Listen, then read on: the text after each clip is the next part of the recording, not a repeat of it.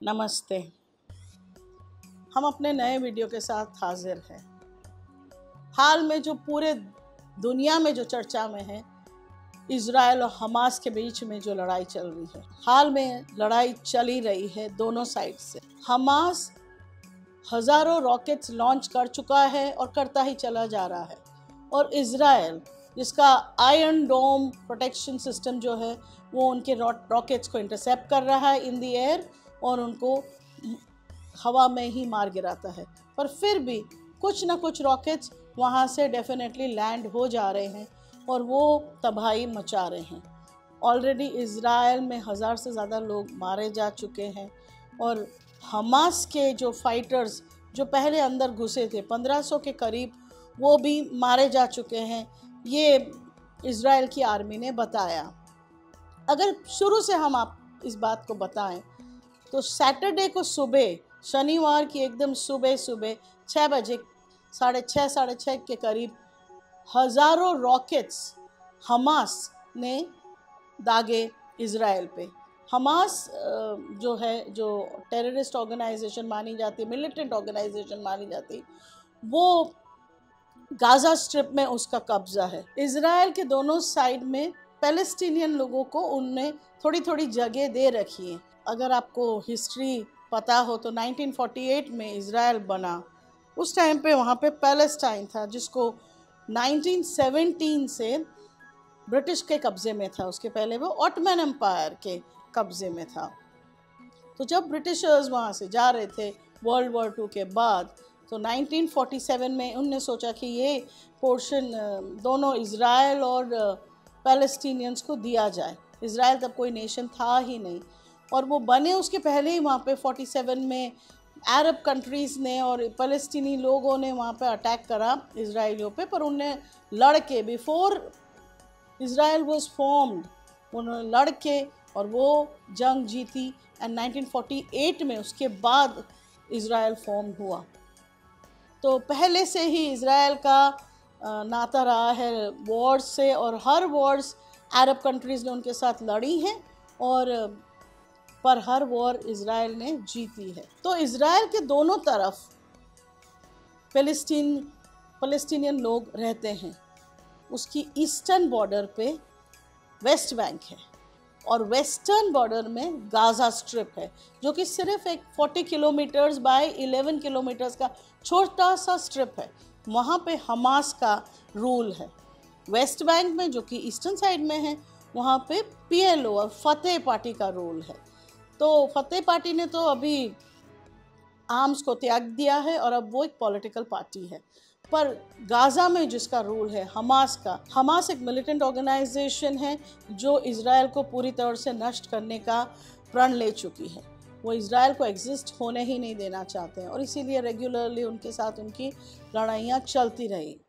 Hamas वहाँ पे politically actually election जीत के आया है, फतेह को PLO को हरा के वहाँ पे, पर अब वो वहाँ पे इलेक्शंस उसके बाद नहीं करने दे रहे हैं, और वो पूरी तरह से वहाँ पे पावर में है। शनिवार को उन्हें एक सरप्राइज़ अटैक में, जिस तरह से कि 9/11 में USA में हुआ था, उस तरह का एकदम सरप्राइज़ अटैक किया, और कई हज़ार, एक्चुअली 5000 रॉकेट्स उनने अपने क्षेत्र से दागे इज़राइल पे। और क्योंकि आयरन डोम है, इसलिए ज़्यादातर रॉकेट्स एयर में ही नष्ट कर दिए गए, पर जो लैंड हुए उनने काफ़ी तबाही मचाई।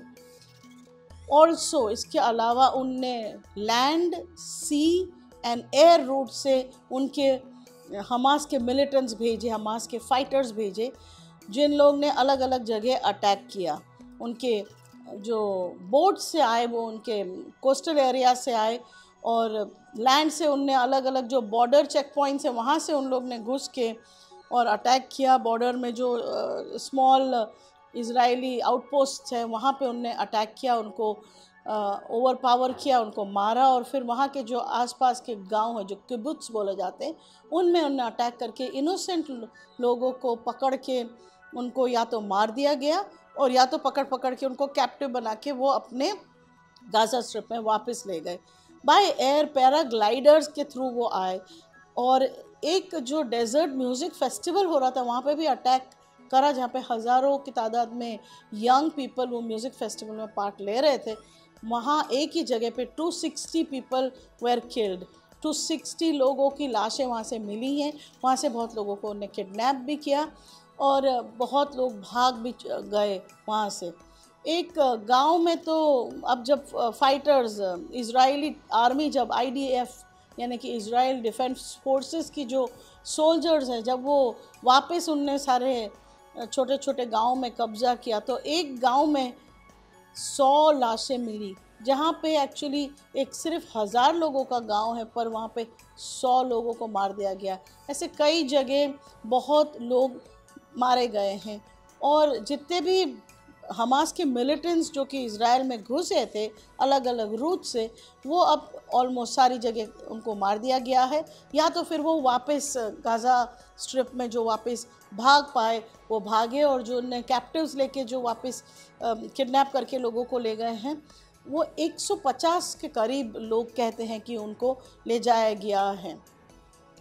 आपको बता दें कि इज़राइल की एक हिस्ट्री रही है कि इज़राइल बहुत सारी लड़ाइयाँ लड़ चुका है अरब कंट्रीज़ के साथ, इजिप्ट के साथ, जॉर्डन के साथ, सीरिया के साथ, और ऑफ कोर्स पैलेस्टीनियंस के साथ, और नॉर्थ में हिजबुल्लाह के साथ। बहुतों के साथ उनकी लड़ाई रेगुलरली रही और ये हर लड़ाई जीतते चले गए हैं। अगर आपको थोड़ी सी हम बताएं तो जो ये वाली जो लड़ाई जो अब शुरू हुई सैटरडे को, वो योम किपुर की जो लड़ाई हुई थी 1973, फिर 50 साल पहले की जो लड़ाई हुई थी उसके करीब ऑलमोस्ट 50 साल और एक दिन के बाद ये सैटरडे को जो हमला हुआ हमास की तरफ से। हमास के ये ब्रूटल एक्शन को सारे अलग अलग देशों ने इसकी निंदा की है। हिंदुस्तान के प्राइम मिनिस्टर नरेंद्र मोदी ने सपोर्ट बताया है और उन्होंने कहा है कि वो बहुत सपोर्ट करते हैं एंड इस ऑनगोइंग सिचुएशन को वो देख रहे हैं। उनने एक्स पे एक अपना ट्वीट जारी करके कहा कि people of India stand firmly with Israel in this difficult hour. India strongly and unequivocally condemns terrorism in all its forms and manifestations. और ये message prime minister Narendra Modi ने दिया। इसके अलावा USA के प्रेसिडेंट जो बाइडेन ने सपोर्ट जाहिर किया है, इंग्लैंड के ऋषि सुनाक ने सपोर्ट दिया है, इटली ने, जर्मनी ने और फ्रांस ने भी इसको सपोर्ट दिया है। इस तरह से मोस्टली सारी कंट्रीज़, ऑस्ट्रेलिया, कनाडा, मोस्टली बड़ी बड़ी जो सारी वेस्टर्न कंट्रीज़ हैं उनने सब ने कंडेम किया है हमास का एक्शन। पर उसी के ऑपोजिट में अगर आप देखें तो हिजबुल्लाह जो कि लेबनान में रूल करता है उनने भी एक्चुअली हमास को सपोर्ट किया है। ईरान ने भी हमास को सपोर्ट किया और ईरान के पार्लियामेंट में तो काफ़ी इसमें एक खुशहाली वहाँ पे छाई और उनने काफ़ी जय के नारे लगाए वहाँ पे उनकी पार्लियामेंट में कि चलो बहुत अच्छा हुआ हमास ने इज़राइल को सपोर्ट किया। आपको बता दें कि दोनों हिजबुल्लाह और ईरान भी इज़राइल का वजूद नहीं मानता, वो उनको लेजिटिमेसी नहीं देना चाहता। दोनों चाहते हैं कि इज़राइल वहाँ से बिल्कुल ख़त्म हो जाए। इजिप्ट, UAE, ये कंट्रीज़ जो हैं उन लोग ने जो कि हमास के एक्शन को गलत बताया पर उसकी निंदा नहीं की है। जहाँ तक कि पैलेस्टाइन लिबरेशन ऑर्गेनाइजेशन का सवाल है, उनने भी ये कहा है कि हमास का ये ब्रूटैलिटी खासकर ओल्ड पीपल और बूढ़े लोगों को और बच्चों के साथ करना सही बात नहीं है, उनको किडनैप करना वो सही बात नहीं है। उसके बावजूद भी उन्होंने उस एक्शंस को कंडेम नहीं किया। उनने कहा कि इसका थोड़ा बहुत रिस्पॉन्सिबल इज़राइल भी है, क्योंकि जब इज़राइल ने PLO के साथ जो पीस अकॉर्ड साइन किया था उसके तहत इज़राइल को अपने जो ऑक्यूपेशन है पैलेस्टाइन में वो उनको ख़त्म करना था और उनको नए सेटलमेंट्स वहाँ पे नहीं, वेस्ट बैंक में जो करते जा रहे हैं वो नए सेटलमेंट्स उन्हें नहीं करने चाहिए थे और वो उनने अपनी तरफ से नहीं पूरा किया। तो इस तरह से ये सारी जो अनरेस्ट है वो बढ़ता चला जा रहा है, ये अरब नेशंस ने कहा था। अब समझने वाली बात ये है कि ये अटैक क्यों हुआ। Is this an unprovoked attack? क्या कोई भी कारण नहीं है ये अटैक इस टाइम पे करने का? तो कई लोग ये मान के कह रहे हैं कि जो सऊदी अरेबिया का और इज़राइल का एक जो पीस अकॉर्ड होने वाला था, उनकी एक पीस ट्रीटी होने वाली थी, उस पर बातें चल रही हैं, उस पीस ट्रीटी को एक तरह से रोकने के लिए हमास ने इस टाइम पे ये एक्शन लिया है। ऑल्सो लोग ऐसा कह रहे हैं, अलग अलग बातें हैं, कि ईरान ने डेफिनेटली हमास को सपोर्ट किया होगा। एक इतना बड़ा operation, thousands of militants, Hamas militants and Hamas fighters, they entered Israel, वो इज़राइल में घुस गए और उनने इतने सारे रॉकेट्स छोड़े, इतने सारे इक्विपमेंट उनके पास हैं। तो ये सारा कैसे पॉसिबल हुआ, जबकि इज़राइल की बहुत ही फेमस है उनकी इंटेलिजेंस एजेंसीज़, बहुत नाम है उनके इंटेलिजेंस एजेंसीज़ का, उनका स्पाई एजेंसी मोसाड का, और फिर भी कैसे उन लोग ने मिस कर दिया कितना बड़ा ऑपरेशन। तो माना जा रहा है कि ईरान का इसमें हाथ होना चाहिए, हिजबुल्लाह का भी हाथ हो सकता है, ये भी मान रहे हैं। आगे चल के जब शायद ये लड़ाई रुकेगी, उसके बाद डेफिनेटली ये इन्वेस्टिगेशन होगा कि how did Israel's agencies, intelligence agencies कैसे ये मिस कर गई। पर एक तरफ ये भी कहा जा रहा है कि जो Netanyahu, prime minister Benjamin Netanyahu, जो कि इज़राइल के प्राइम मिनिस्टर हैं हाल में, उनने अभी हाल में उनके कामों से उनने इज़राइल की जो सारी एजेंसीज़ हैं उसको थोड़ा वीकन कर दिया है, और जो उनकी आर्मी को थोड़ा सा एक तरह से वीक कर दिया है। इसी साल जुलाई में नेतन्याहू ने एक बिल पास किया है जहां पे उनने supreme court, Israeli supreme court की पावर्स को लिमिट करा है। इस पे बहुत सारा आक्रोश वहाँ की सिविल सोसाइटी ग्रुप्स और वहाँ के लोकल बहुत groups end of course the opposition, सारे लोग ने इसमें बहुत सारा ऑपोजिशन करा था, फिर भी ये लॉ पास हो गया है। तो लोगों का मानना है कि नेतन्याहू, जो कि अक्यूज्ड हैं ऑफ करप्शन, वो अपनी जान को बचाने के लिए और अपनी पोजीशन को बरकरार रखने के लिए उन्हें सुप्रीम कोर्ट के पावर्स को लिमिट किया है। तो एक तरह से उन्हें एजेंसीज़ को भी वीकन किया है, ये बात भी कही जा रही है। एक आपको कोइंसिडेंस बताती हूँ मैं। अभी इज़राइल के 150 लोगों को कैप्चर कर लिया है हमास ने। अक्टूबर 2011 में भी जब नेतन्याहू प्राइम मिनिस्टर थे, उस टाइम पे सिर्फ एक सोल्जर को कैप्चर किया था, यही हमास ग्रुप ने। उसका नाम था गिलाड शालिट, और उसको 2006 में जब गिरफ्तार इन लोग ने कैप्चर कर लिया था, तब इनकी लाख कोशिशों के बावजूद भी वो उसको गाज़ा में से वापस ढूंढ नहीं पाए।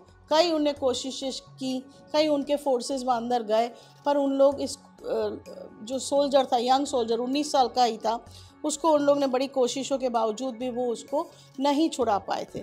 उसके बाद 5 साल के बाद 2011 में नेतन्याहू ने एक एक्सचेंज में 1027 पैलेस्टीनियन प्रिजनर्स को रिहा किया था, सिर्फ ये एक सोल्जर को वापस लेने में। वो एक सोल्जर 5 साल और 4 महीने के बाद रिहा करा गया, और इस एक्सचेंज के लिए इजिप्ट और जर्मनी ने भी मीडिएटर्स बन के मदद की थी। उस टाइम पे 2011 में जब 1027 प्रिजनर्स को इज़राइल ने जब रिलीज़ करा था, उसमें से 280 इस ऐसे प्रिजनर्स थे जो कि लाइफ इम्प्रिजनमेंट सेंटेंसेस सज़ा भोग रहे थे, और उन लोग ने कलेक्टिवली 569 इजरायलियों को मौत के घाट अपने अलग अलग इंस्टेंसेस में और अलग अलग अटैक्स में करा था। उसके बावजूद भी उन सबको रिलीज़ करा गया, सिर्फ एक सोल्जर को वापस लेने के लिए। तो अब फिर नेतन्याहू प्राइम मिनिस्टर हैं, और अब तो 150 इजरायलीज़ कैप्चर कर दिए गए हैं। तो अब क्या होगा, ये तो आगे ही हमें पता चले क्या क्या इसमें आगे क्या होगा। हमास वैसे जानता होगा, और जानता ही होगा क्योंकि पूरी दुनिया इस बात को जानता है कि इज़राइल को अगर तुम अटैक करोगे तो वो एक इंसान के सामने 10 इंसान मारेंगे। तो अभी इतनी सारी जो डेथ्स हैं, तो क्या इज़राइल करने वाला है? प्राइम मिनिस्टर नेतन्याहू ने कहा है कि ये लड़ाई हमने शुरू नहीं करी पर ख़त्म हम ज़रूर करेंगे। उन्होंने कहा है कि हम पूरी तरह से हमास को नष्ट कर देंगे, ख़त्म कर देंगे। और 900 डिफरेंट ठिकानों पे गाज़ा स्ट्रिप में उन्हें अपने रॉकेट्स को भेजा है, अटैक किया है उनकी इतने सारे ठिकानों में। इसमें ऑलरेडी 770 लोगों की मौत हो चुकी है। ये वो मौतें नहीं है जो वो सोल्जर मिलिटेंट जो फाइटर्स जो इज़राइल में गए थे उन लोग की एक अलग उनकी मौतें हुई हैं, जो वो इज़राइली आर्मी के साथ इज़राइल के अंदर जो लड़ रहे थे। पर ये गाज़ा स्ट्रिप में जो 770 लोग मर चुके हैं, जिसमें बच्चे भी हैं, औरतें भी हैं, फैमिलीज़ भी हैं। हमास अब ये कह रहा है कैसे रोके। उन्हें पता होगा कि इस तरह के हादसे के बाद डेफिनेटली बहुत स्ट्रॉन्ग अटैक इज़राइल की तरफ से आएगा। पर ये अब हमास कह रहा है कि तुमने अगर कोई भी सिविलियन ठिकानों पे अटैक किया तो हम हर सिविलियन ठिकानों के अटैक के सामने और रॉकेट यानी अटैक के सामने हम एक आपका कैप्टिव मार देंगे। ये उनकी रणनीति एक तरह से कि वो जो इतने सारे कैप्टिव्स ले गए हैं उनको अलग अलग जगह रखें अगर, तो इज़राइल अपने एक तरह से एक हाथ बांध के उनको लड़ना पड़ेगा। ये वो भी जानते हैं, इज़राइली भी जानते हैं। हमास का ये जो अटैक है वो उनके मिलिट्री विंग लीडर मोहम्मद दैफ ने मास्टरमाइंड किया है, जो कि 2002 से हमास के मिलिट्री विंग के लीडर हैं। इस अटैक को अल अस्का स्टॉर्म कहा जा रहा है, उसका हमास ने इसका नाम दिया है। और वो कह रहे हैं कि हम अपने देश को वापस लेंगे, हम revolution, we will regain the revolution, ये कह रहे हैं। आपको बता दें कि जो गाज़ा स्ट्रिप है वहाँ पे बहुत डेंसली पॉपुलेटेड एरिया है, वहाँ पे 20 लाख लोग रहते हैं, जबकि हमास के पास सिर्फ एस्टिमेटेड स्ट्रेंथ 40,000 फाइटर्स की है। पर अब सारे लोग जो गाज़ा स्ट्रिप में हैं वो सारे लोग सफ़र कर रहे हैं, क्योंकि इज़राइल ने उनका पानी, उनकी इलेक्ट्रिसिटी और फ्यूल सब बंद कर दिया है। और ऐसे तब में सभी लोगों को इसका जो एक मुश्किल सारे लोगों को फेस करना पड़ रहा है। मोस्टली जो सारी विमेन हैं और चिल्ड्रन हैं वो यूएन के जो स्कूल्स हैं गाज़ा स्ट्रिप में वहाँ पे जाके उन्हें शरण ली है, ऑल्सो हॉस्पिटल्स में शरण ले रहे हैं, और इस तरह से ताकि वो बचे रहें। इज़राइल ये कह रहा है कि वो सिर्फ हमास के ठिकानों को अटैक कर रहा है, पर दुविधा ये है कि हमास के ठिकाने कोई एडवर्टाइज्ड बहुत वेल नोन प्लेसेस नहीं हैं। वो एक्चुअली सिविलियन एरियाज़ में ही उनके भी ऑफिसेज होते हैं। और कई टाइम ये नोट किया गया है कि वो स्कूल्स के पास या हॉस्पिटल्स के पास से अपने रॉकेट्स भी वहाँ से दागते हैं। तो इस तरह से एक तरह से जब अगर रिटेलिएटरी फायर में इज़राइल वहाँ पे अगर अटैक करेगा तो schools and hospitals also get attack. ये कई बार हो चुका है और इसको ऑलरेडी यूएन ने नोट करा है। यूनाइटेड नेशन से उन्होंने कहा है कि इज़राइल को इस तरह से इनडिस्क्रिमिनेट फायरिंग नहीं करनी चाहिए जहाँ पे स्कूल्स और हॉस्पिटल्स भी अटैक हो जाते हैं। सारे लोग ये कह रहे हैं कि इसमें इज़राइल शुड शो रिस्ट्रेन। पर जहाँ तक कि हमास का सवाल है, वो लगातार रॉकेट्स अपने चलाए जा रहे हैं और भेजते चले जा रहे हैं वो rockets, and Israel is also responding with high fire power. उनके पास बहुत सारे रॉकेट्स अलग अलग टाइप के, उनके प्लेन्स वहाँ जा जाके रॉकेट्स और मिसाइल्स वहाँ पे दाग रहे हैं। तो दोनों तरफ से लड़ाई शुरू पूरी तरह से जारी है। इज़राइल के पास आपको बता दें कि एक कंपलसरी आर्मी ट्रेनिंग सबको करनी चाहिए होती है, ये कंपलसरी उनके यहाँ लॉ है। अब उनने अपने 3 लाख रिजर्विस्ट को बुलाया है, उनको एक्टिवेट किया है, उनको कहा है कि उन्हें एक्टिव ड्यूटी में आना पड़ेगा। और अब माना जा रहा है ये कि इतने सारे जो 3 लाख सोल्जर्स को उन्हें बुलाया है, ये उनकी रेगुलर आर्मी नहीं है, ये उनकी रिज़र्व आर्मी है। तो जब बुला रहे हैं तो क्या किया जाएगा। माना जा रहा है कि ये अपने सोल्जर्स को बाय फुट भेजें उनके ग्राउंड पे along with tanks and armoured vehicles. ये माना जा रहा है। बूट्स ऑन द ग्राउंड की जो बात होती है वो 2014 से इज़राइल ने गाज़ा स्ट्रिप में एंट्री नहीं करी है, पर अब ये मान रहे हैं कि वो जाएंगे। देखने वाली बात यह है कि क्या वो वहाँ पे अटैक करेंगे with boots on the ground. आगे ही चल के हमें पता चलेगा कि ये क्या इसका मामला है। जो इज़राइल का जो अटैक है उसे यूनाइटेड नेशंस भी काफ़ी एक तरह से ह्यूमैनिटेरियन जो क्राइसिस इससे शुरू होगी उससे काफ़ी उन लोग डर रहे हैं। यूनाइटेड नेशंस के सेक्रेटरी जनरल एंटोनियो गुटेरेस ने कहा है, while I recognise Israel's legitimate security concerns, I also remind Israel that military operations must be conducted in strict accordance with international humanitarian law। तो कहने का मतलब है कि बच्चों औरतों इन सबको टारगेट नहीं करना चाहिए जो सिविलियंस हैं, और इज़राइल कह रहा है कि हम टारगेट उनको नहीं कर रहे हैं। पर कोलैटरल डैमेज की जो बात होती है, यानी कि एक मिलिटेंट ग्रुप को जब टारगेट कर रहे हैं उसके साथ दूसरे भी मारे जाते हैं, तो उसका वो क्या करे, ऐसा उनका कहना है। भारत में बहुत सारे लोग एक्स पे सपोर्ट दिखा रहे हैं इज़राइल के साथ, इज़राइल भी सपोर्ट इज़राइल, इस तरह के बहुत सारे आपको ट्वीट्स देखने को मिल जाएंगे। और इवन अगर आप गोदी मीडिया को देखें तो वो भी बहुत ज़ोर शोर से इज़राइल को सपोर्ट कर रहा है। इंटरेस्टिंग बात है कि दोनों गोदी media and also lot of people in India ने मणिपुर में कुछ नहीं बोला। मणिपुर की सिचुएशन ऑन गोइंग है, 4-5 महीने हो चुके हैं और लड़ाई वहाँ पे जारी है, वहाँ पे पीस नहीं आई है। Both Meiteis and Kukis are still continuing in war, in their own conflict, जो कि ऑलमोस्ट एक वॉर जैसी सिचुएशन कई लोगों ने कहा है वहाँ पे है, पर उसके बारे में कोई कुछ नहीं कह रहा है। वहाँ पे कोई सपोर्ट या कोई एफर्ट नहीं डाला जा रहा है, पर सारा जो सपोर्ट है अभी अपने को आप देखेंगे कि इज़राइल के प्रति है। जहाँ तक कि भारत सरकार की बात है, एक काफ़ी टाइट रोप वॉक वो कर रही है, क्योंकि एक तरफ से इज़राइल के साथ पूरा सपोर्ट वो बता रही है और चंद सालों से थोड़ा झुकाव इज़राइल की तरफ इंडिया का रहा है, और उसके बावजूद जो ट्रेडिशनली पैलेस्टाइन के साथ जो सपोर्ट इंडिया ने करा है उसको भी उनने छोड़ा नहीं है।